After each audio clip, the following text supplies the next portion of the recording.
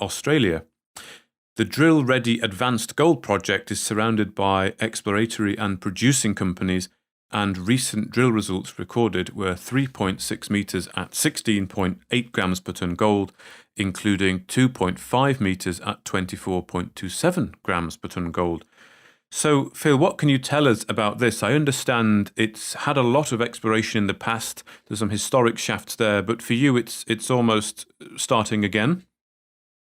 Yeah, it is. Look, there's so much activity been going on in the past, all the way back to 1900, where they took out 2,700 ounces of gold at 7.3 grams per tonne, and then the BHP and Western Mining got involved with some joint ventures in 1931-32, and they sank some shafts down. Then 86-89, Western Mining Corporation recognised the potential for high-grade mineralisation associated with quartz reefs, which are literally everywhere over. Probably I've walked 40 square kilometres, and it's everywhere. And of course, the magnetic units that fall along the Kingston Landsborough trend have gold outcropping everywhere as well.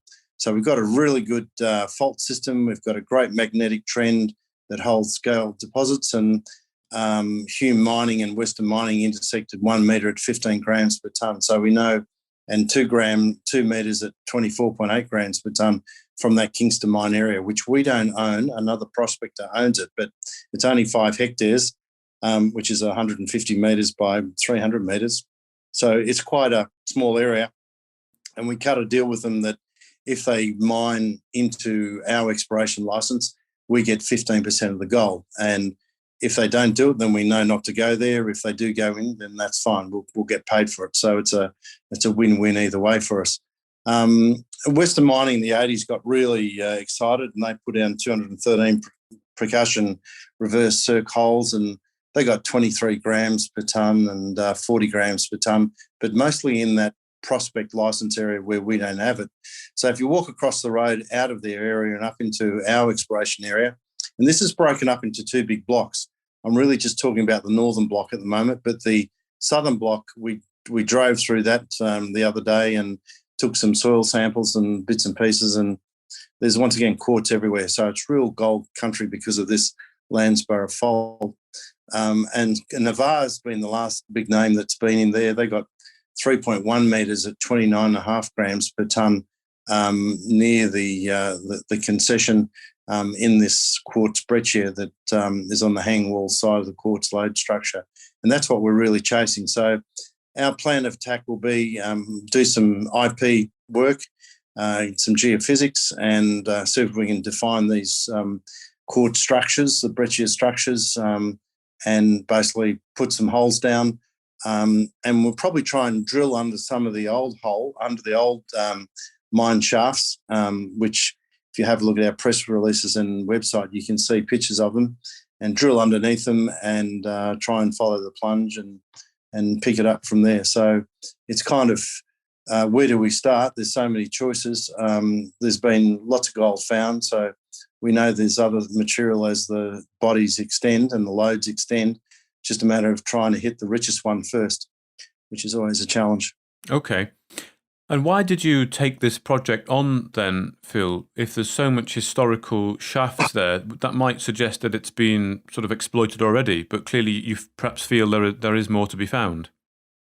Oh, there is. And the exploited area is literally 2 or 3 square kilometres. It's not a big area. This is 167. So, and there are other showings elsewhere that, people have just done rock chip sampling on. So we think because of the structure, and we always look at the structural geology before we get involved in buying or bidding for these sorts of things. And we want to make sure that there's been a Western Mining or a BHP or a Xstrata or a Rio Tinto has been sniffing around, because they generally spend a couple of $1 million on research before they go in. So if they've been in there, you know that they've been looking at a model that's stood up to some scrutiny. And that's always been a successful model for me over the past 40 years of exploration.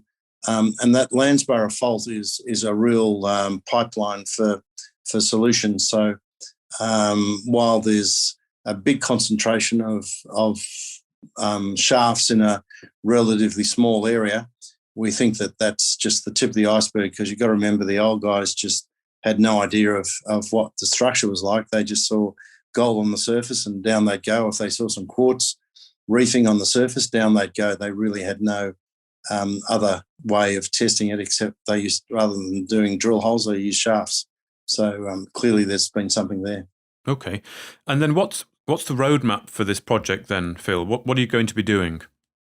Okay, well, we've got to do some detailed soil sampling in the areas of interest, and we'll basically do some sampling in a broader area to cover the whole 167 square kilometres, which I must say we're blessed because there's roads everywhere right through it, and part of it is Crown land, so we don't have private agreements to enter into to go on and do this low intrusion exploration. Once we've done the soil sampling, we'll map that. We'll then do the IP survey, and that'll give us a sense of what's happening on the surface and what's happening underneath.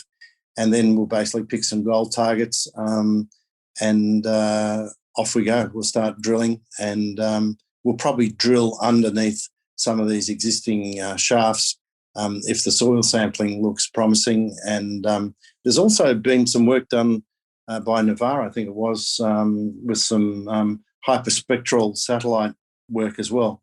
So all of this information gets pulled together, and then Dennis and I sit down, our chief geologist, and figure out where we're going to put the holes in. Okay. Well, Phil Thomas, there, the CEO of AIS Resources, thank you for taking the time to talk to us about the Kingston Gold Project in Victoria, Australia.